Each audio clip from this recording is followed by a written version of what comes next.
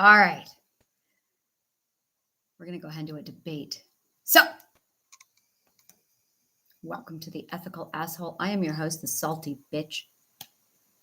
This is a panel discussion with me and myself and I. And we're going to talk about whether or not we should be ethical toward the unethical. I'm really tired of this conflict inside of me. And I'm really, really sick and tired of not addressing it. So we're just going to do this. You have the golden rule. You have reciprocity. So that's real heavy here. They treat you like shit and you just want to treat them like shit back. In the meantime, you've got turn the other cheek, which actually is misquoted and out of context. So we're not even going to bring that up right now. Then you have the cast not pearls before swine. And also, do you lay down and be a doormat and let them continue to treat you like shit? Or do you dish it right back at them and give them a taste of their own medicine? At the same time, you also don't want to be vengeful. You also don't want it to consume you. You also don't want to be a pushover. You want to push back. But at the same time, do you want to take the higher road? What the fuck is the right question? So this is one that I've really struggled with. And the closer I get to this point, the closer I'm still on the fence. And I'm just so sick of most of the conflict isn't even coming from them. It's not knowing this answer. It's the conflict of this. So I made a joke in a post about Dumbledore. And this person came back and said, "You need to relax." I made a joke. Everyone's laughing about it. And one person tells me to relax. Clearly, they're the ones who needs to relax because I made a joke. So, and like I followed it up with a number of questions elsewhere in it. Like, oh my God, it was the moment in Harry Potter 4, Goblet of Fire, where this dude reads from the book.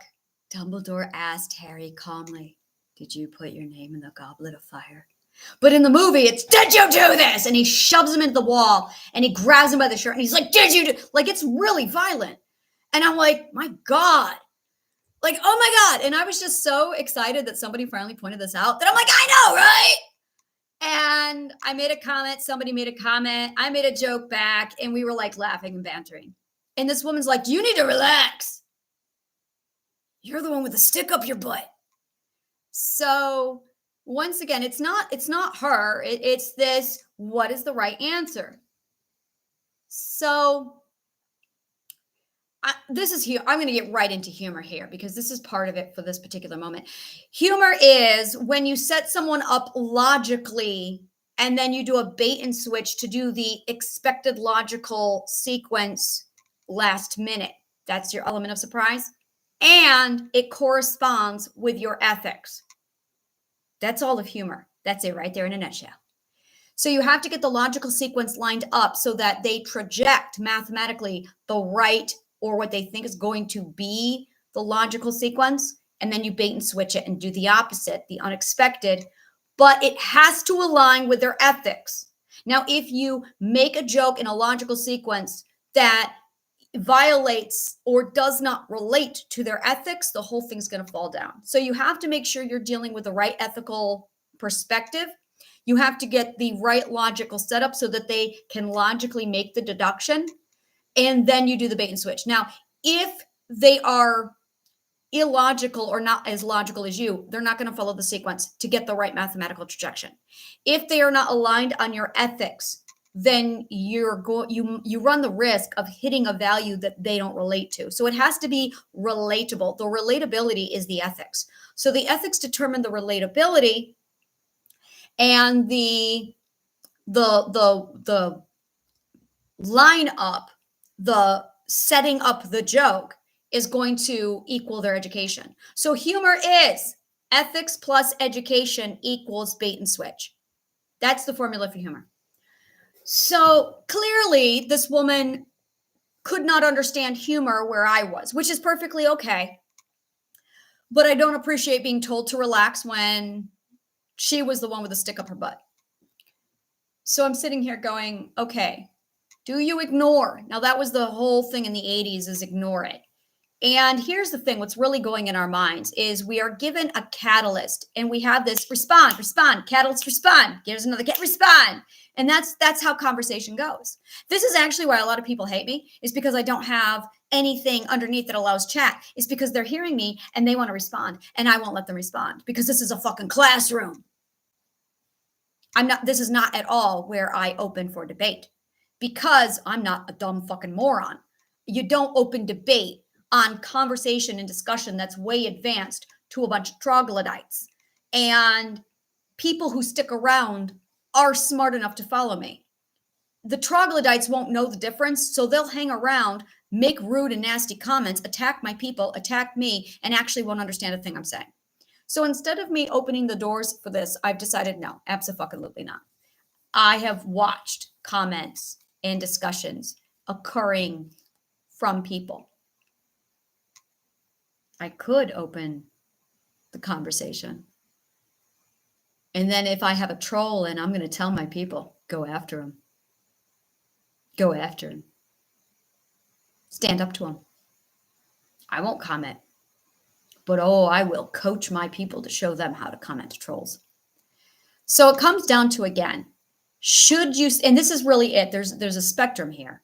It's the ignore it, bully back, or, well, that's the spectrum. It's at what point do you do this?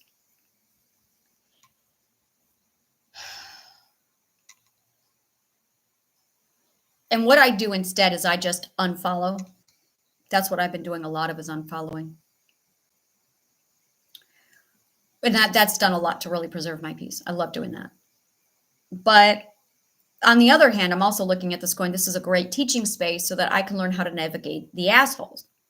And I have this beautiful algorithm with all the grouping and, I've got all the assholes categorized. I group my assholes. And that allows me to determine where exactly I want to go with what and how I should handle what situation. But this is really at the end of it. So I've got my students, I've got the students who need respect and gentleness, but then I've got assholes. And I still don't know how to navigate the assholes. Now, my first thought is absolutely isolate yourself, but that's still not, with there being 2 assholes for every decent person, you're going to run into the fucking morons. So it's really back to how the hell do you navigate the wolves? And I am just so sick and tired of not having this answer.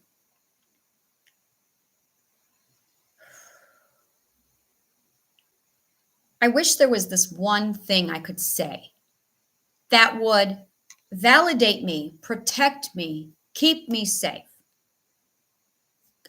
Sever the logical sequence.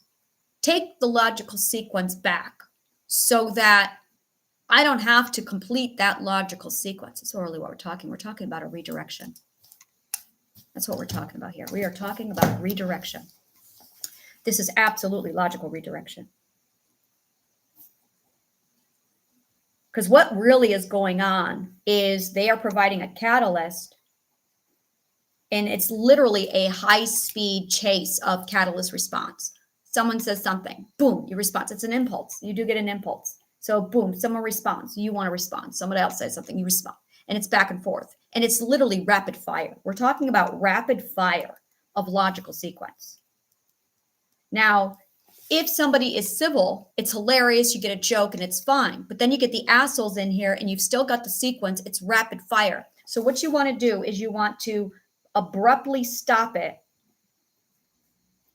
You want to take control of the sequence, pull it back from them, and then redirect.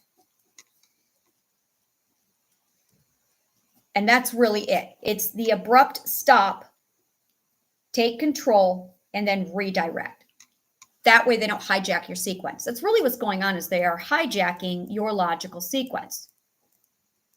So this is how I do it, is when I post something, it's positive. It's for a purpose: education, information, storytelling, soothing, comforting people, nourishing people.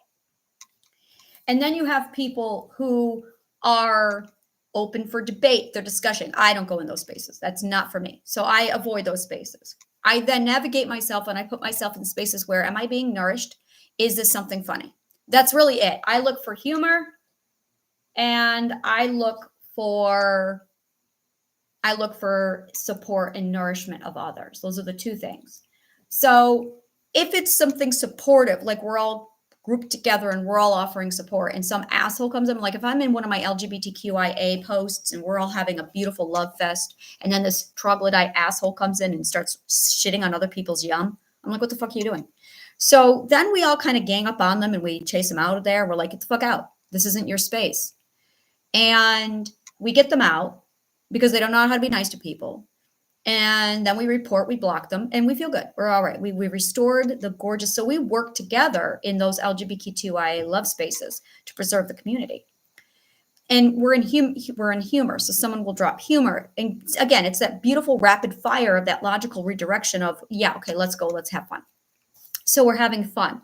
And then this stupid, serious person comes in, accuses other people of being serious. And it's like, we're having a good time here. Why are you shitting on this? And this is it really. It is, and I can hear warrior teachers having this problem is, what do you do? And this is where you remove them from the classroom. Like if you are not here, and this is it, is space has purpose.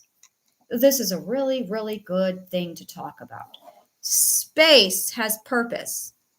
And I'm very consciously aware of the space I have and what purpose I have with that space. Is this a humor space? Is this a nourishment space? That's it for me. Is nourishment or humor. Those are the two things for me. Humor is nourishment. I'm not going to get into a debate about that. Humor is nourishment. But those are the two types of nourishment I like. I like love nourishment and I like humor nourishment. And that's it. If you're not here to nourish me, go away. Go away. If you're not here to get nourishment, what are you doing here? And there are these people who are just so abusive. So you develop this beautiful nourishment space, and then you've got someone who comes in and shits on it. And what we need are bouncers. That's what we need. We need bouncers. It's like we need bouncers. And I'm huge on, if you don't have something nice to say, what are you doing? And I'm sitting here looking at, and this was really hard to navigate because for a few weeks I was trying something out and I was writing some stuff, trying to be, okay, let's try education here. And I went, oh, okay, no, I'm not doing this. No. So I decided an educational space out in the forums is not good for me. This is my educational space and this is where it's going to stay. Outside of this space, I am not doing any teaching. So I keep my education space here. If someone says something that's stupidly wrong out there, I unfollow them because they are too stupid to be aligned with basic common sense. I'm not going to be there.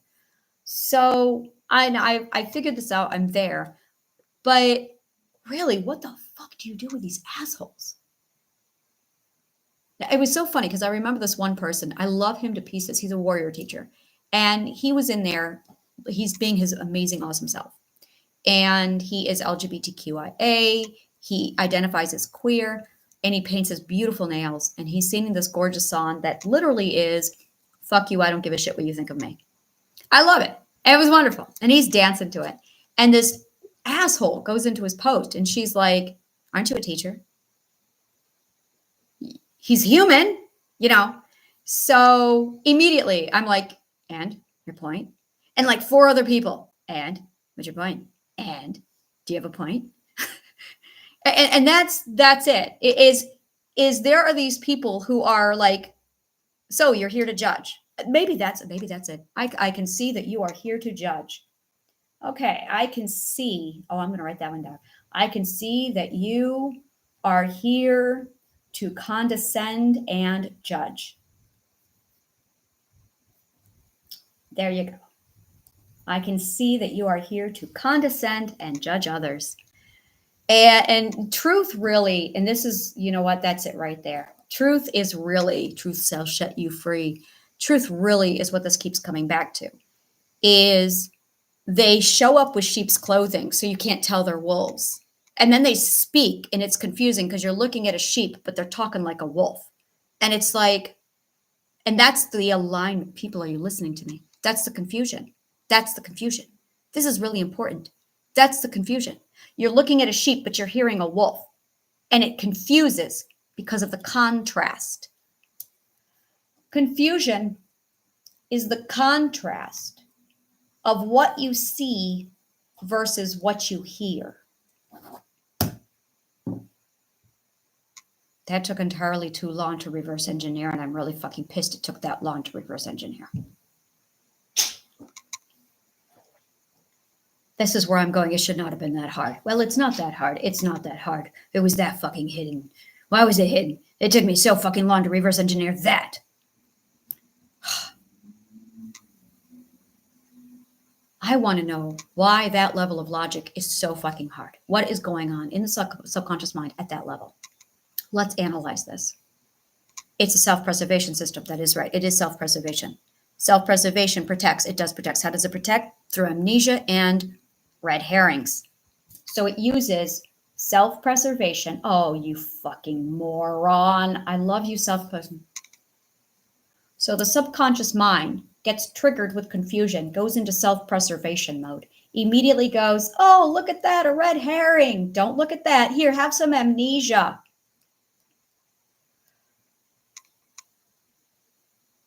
So that you can't focus on the confusion because the self-preservation system is triggered with confusion. So confusion triggers self-preservation, immediately throws amnesia and a distraction at you so you can't figure out the confusion.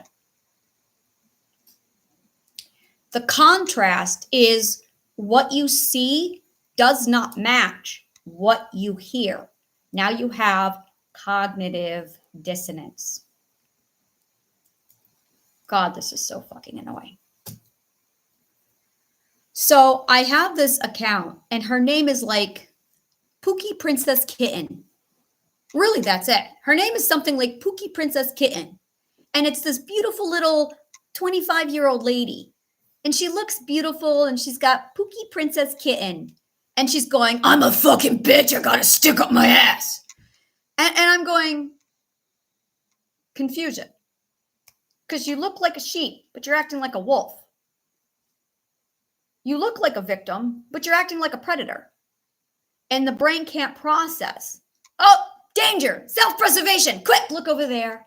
Isn't that pretty? And I'm like, what are you doing? That self-preservation system. That is not how you solve problems. We're going to have a talk to all the subconscious minds out there. This is not how you solve problems. You listen to me. You listen to me. This is really important. Amnesia and red herrings is not how you solve a problem. Okay? That is how you break down instead of solving a problem. Now, I don't know why, at what point you felt that you needed to use amnesia and distraction to solve a problem and protect. I don't know why you think protection is more important than solving a problem. But this doesn't work. We are not cavemen anymore. This really needs to be addressed right now. If you have confusion, you need to figure out the contrast of why something that you see does not match what you hear. And we need to get to work using logic to reverse engineer the problem so we can solve it. But I can't do that if you are obstructing my mind with red herrings and amnesia. This is not working. I don't know why Mother Nature decided that this was going to be the fix-all, but it's not working. And I'm really tired of going over this problem. I love the subconscious mind, but the self-preservation system is archaic, and I need it to be upgraded right now to actual problem solution. So if you are confused, then you dissect the problem and you find out why. Can we please upgrade I want a futuristic, upgraded version of the self-preservation system, subconscious mind. My self-preservation system is not going to do archaic methods like red herrings and amnesia. Oh no! It is going to problem solve with logic. That would be great. All right. Now that I've had that conversation with my subconscious mind, because this is ridiculous. All it is contrast. Confusion is just contrast. It's like, flop! There's contrast. Just pass out. Why? Why? Did you think you saw a saber-toothed tiger? Like, what are you doing? Oh, God. I feel like I am one step away from picking up a pitchfork and hunting a mammoth. Sometimes the subconscious minds are just like, dude, newsflash, it is the 21st century. All right. Like, what is going on with our DNA that it is not upgrading this archaic thing in our brain? If I don't have flippers, and I don't, then why is my subconscious mind acting like it is the middle of the ice age? All right. So from now on, when I am confused, I am not going to go into panic, shutdown, fight or flight mode, because that's archaic. I want to go over to the thinking stage where I problem solve it. That would be great. All right. It's extraordinary. It's like contrast. Oh, there's contrast. Danger. No, contrast. Ooh, I found the core. Oh, I found the core. Oh, look at that. Oh, right there it is. Oh, I understand now. I understand. This is why you have conversations with your subconscious mind. So contrast equals danger. Wow, this is deep. This is old. Why? Okay, contrast equals danger. So here's how this works. Oh, this is gorgeous. This is so beautiful. This is an old, like Ice Age program. So contrast equals danger. And what's going on is the minute you see contrast, the subconscious mind self-preservation system kicks on because contrast triggers self-preservation. So I'm going, why? What's wrong with contrast? Long ago, contrast meant literally the ability to assess, why though? Danger from safe. Very simple. Safe, danger. That's all it is. Safe, danger. And this, see, now this is making sense now. Known, unknown. This is making I'm reverse engineering this shit. So you have safe and you have danger. You have known and you have unknown. Oh God, this is such an old pro. Why did not get upgraded? So the subconscious mind learned that contrast is dangerous because you have safe and you have unsafe. And then you have known and you have unknown. Now that got transferred over into our era. Why? This is what happened.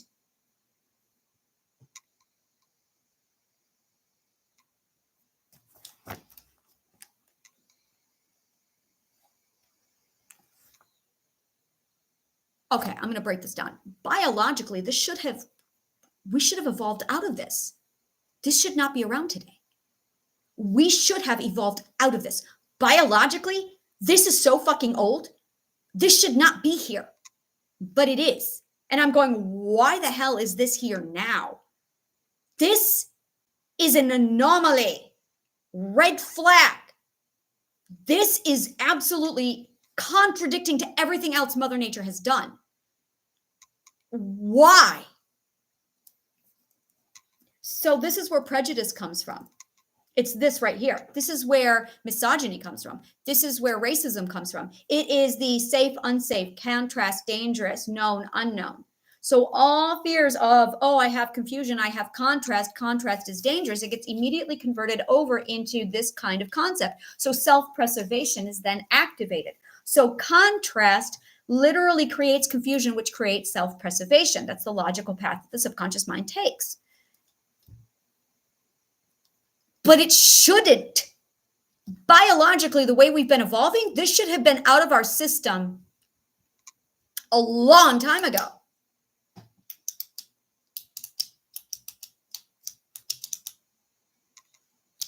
Okay, Occam's razor. Our educational system was taken away from us back in the 4th century BCE. I'm sorry, 4th century AD. It's the war on education. Ignorance is safe.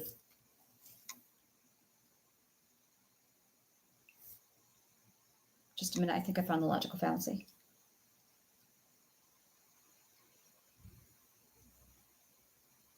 They swapped there it is. There's the logical fallacy. So I'm going to show you what they did. Okay, so here it is right here. You've got contrast, dangerous, safe, instead known, unknown. They swapped it. So we had known and unknown swapped. So known means danger. And because of that,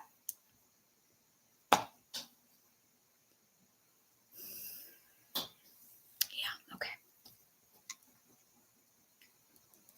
So we need to reverse that back. Right there's the logical fallacy. Ignorance is not bliss. Ignorance is dangerous. Ignorance is dangerous. And I'm already saying that. That's like one of my favorite things. Ignorance is not bliss. Ignorance is dangerous.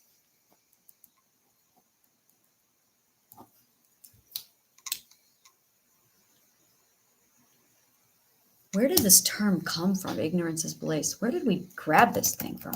Ignorance is bliss. Where did this stupid thing come from? Who said this shit? Who said this? 1742. Thomas Gray. When ignorance is bliss, 'tis folly to be wise.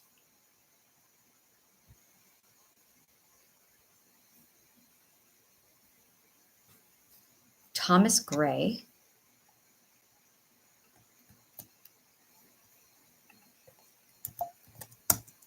Who is this asshole?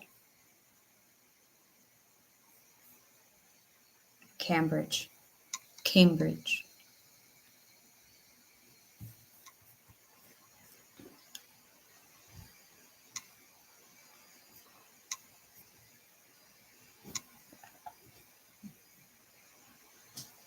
I'm looking up his politics right now.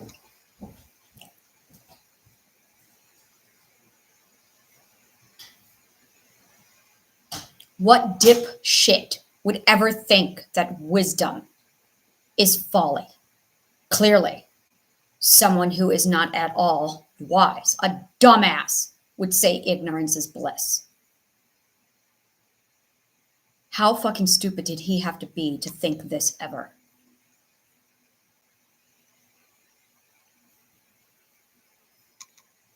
Nin- 1740s, by the way, is when he wrote that. 1740s.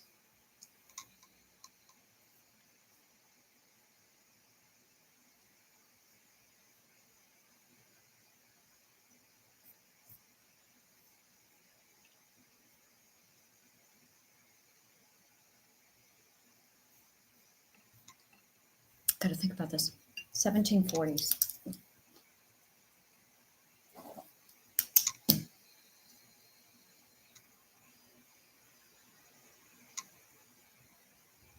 Battle of Culloden. That was around the time of, okay, that was around the, that's when the last war was fought on British soil. Well, aside from, that's not true. That's what they said right up until the Blitz. Some people argued that it was never actually fought on British soil because it was an aerial attack. I think that's cutting hairs, and I think it's bullshit because war is war. It doesn't matter if it's in the air or not. That's like going, Hiroshima wasn't a war because they dropped the bomb from the air. That's fucking stupid.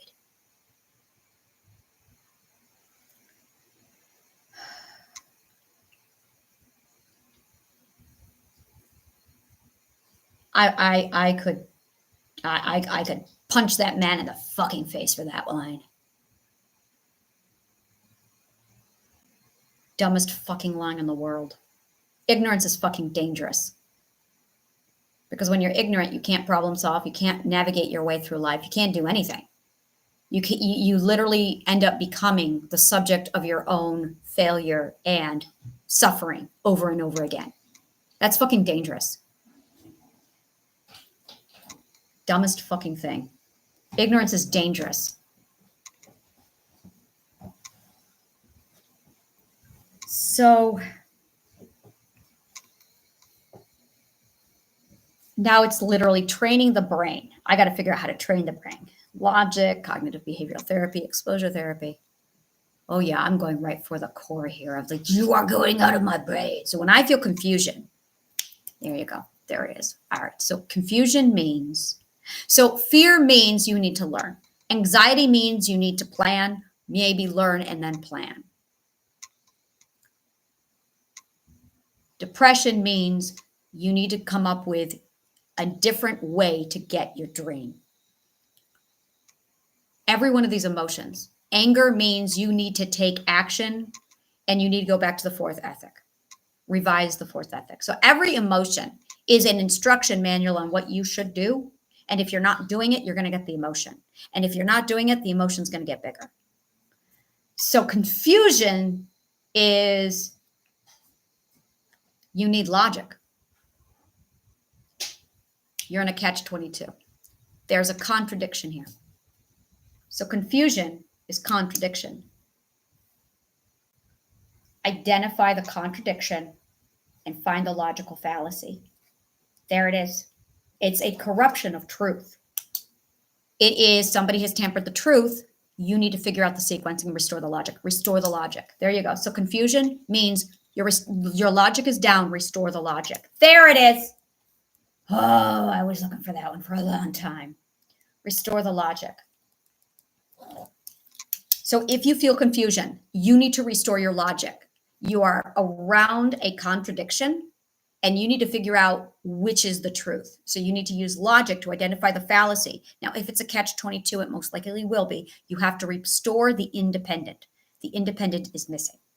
So once you restore the independent, the confusion goes away.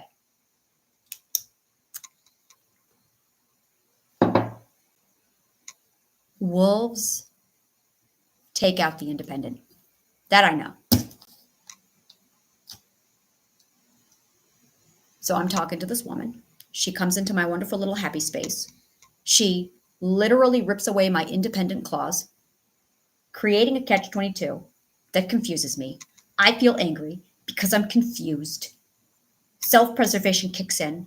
I'm trying to figure out the insanity of her insanity or the sanity of her insanity because she has removed, don't you touch my logic. Don't you fucking touch my logic. Oh, there you go. Don't touch my logic. Don't touch my logic. That's not your logic. That's my logic. Don't touch my logic. Don't touch my logic. Oh, we're going to get used to saying these words. People say them. Don't touch my logic. You don't get to touch my logic. Don't you touch my logic. Don't touch my logic. Why was that so hard to find? Don't touch my logic. There it is. Don't touch my logic. What do you need? The nail clippers? One day, Lizzie, you will not be shy and you will speak. When you are comfortable. I get pantomime because she's shy. When you're comfortable in your own time, don't touch my logic. Don't touch my logic. Don't touch my logic. I'm going to do this. Just, I got to say it. Don't touch my logic. Yeah, that's really it. At the core of all abuse, this is where all abuse, this is like the heart, like just the beating heart of abuse. What they're doing is they are removing your independent clause to create insanity, to make you go, what? And in some cases, they'll go, oh, you can't figure it out. Here, I'll do it for you. And that's don't touch my logic. Don't touch my logic. Keep your fucking insanity away from me. There you go. Don't touch my logic.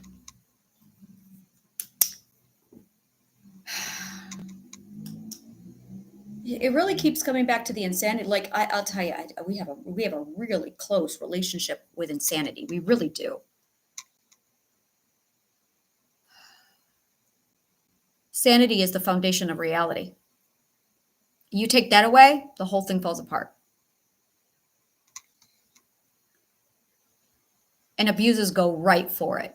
And it's crippling. It's literally debilitating. They're debilitators. They're logical debilitators. A logical debilitator. A logical debilitator. They are logically debilitating. How dare you? Leave! That's something I could do.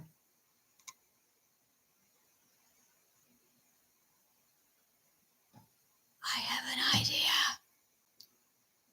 Fight fire with fire. Fight insanity with insanity. I'm really good at logic. So what I would do, I would go Mad Hatter on their asses. I can outlogicize anyone. I can outlogicize. And when you're dealing in the world of illogic, you just have to one-up them in insanity. But I know exactly what they're doing. See, they're doing it all subconsciously because that's what they were taught and trained to do, but they don't understand the theory of it. I know the theory of it.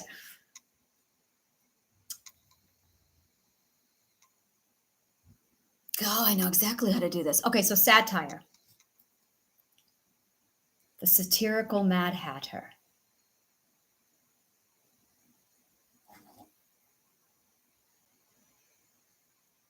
That would disarm them. All right. This is so fucking backwards and weird. I'm sitting here going, okay, so logically, how would you do the illogic? Well, I would strategically set up the illogic so that I would present them with an insanity greater than their sanity and therefore confuse them, turning the table on them, fighting logic with logic or illogic with illogic, turning it on them to confuse them, to disarm them so that they go, wait, what? Boom.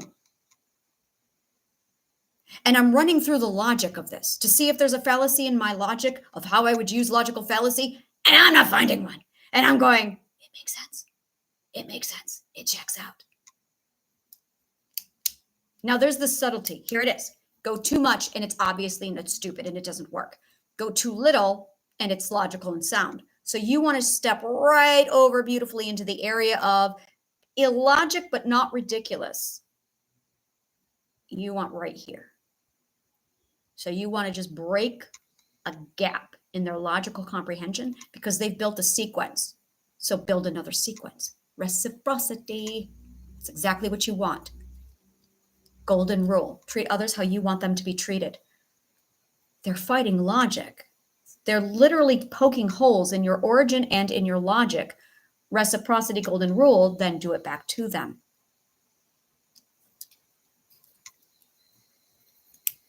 Which would completely disarm them, confuse them, and leave them disabled.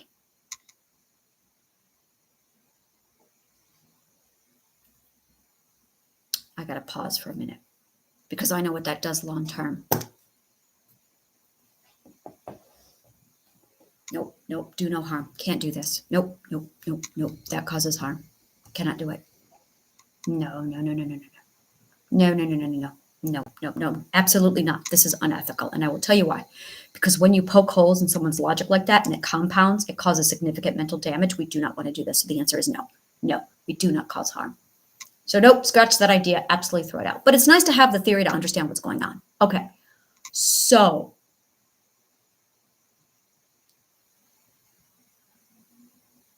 I just do believe I found my control and power. It's right there. Choosing to protect them.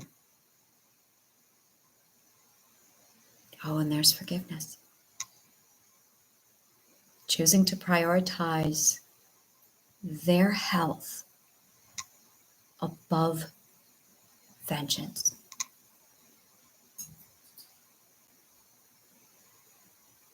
Okay. There it is. The right answer is to protect them.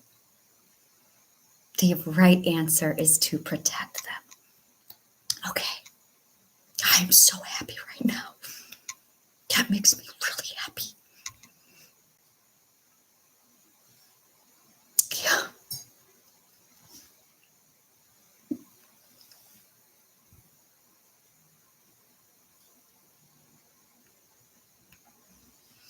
That is the best answer. I was not expecting it to come back to that. And I'm so glad it did. Do no harm. Okay. So the right answer is to protect them.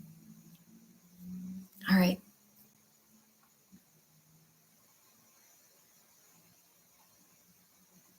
I don't understand why yet entirely. I just know that that's the path to go.